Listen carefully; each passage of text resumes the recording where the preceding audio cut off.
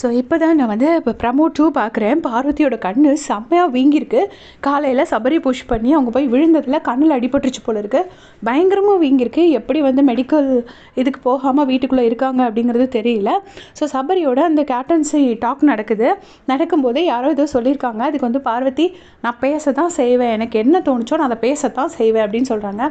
சபரி வந்து கன்வின்ஸ் பண்ண ட்ரை பண்ணுறாரு. நான் ரொம்ப கோவத்தில் இருக்காங்க. எனக்கு கண்ணில் அடிபட்டுருக்கிறதுனால அவங்களோட கோவம் வந்து நியாயமானது தான். பயங்கர கோவத்தில் இருக்காங்க.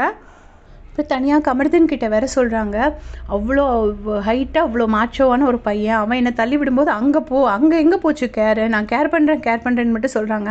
அப்போ எங்கே போச்சு இவங்களோட கேர் அப்படின்னு சொல்கிறாங்க. அப்புறம் கானா வினோத் ஏதோ சமாதானப்படுத்த ட்ரை பண்ணுறாரு. அப்போ சொல்கிறாங்க, இந்த மாதிரி ஒருத்தருக்கு அடிபட்டிருக்கும் போது அதை வச்சு டீஸ் பண்ணி சிரிக்கக்கூடாது அப்படின்னு சொல்லிட்டு பார்வதி சொல்கிறாங்க.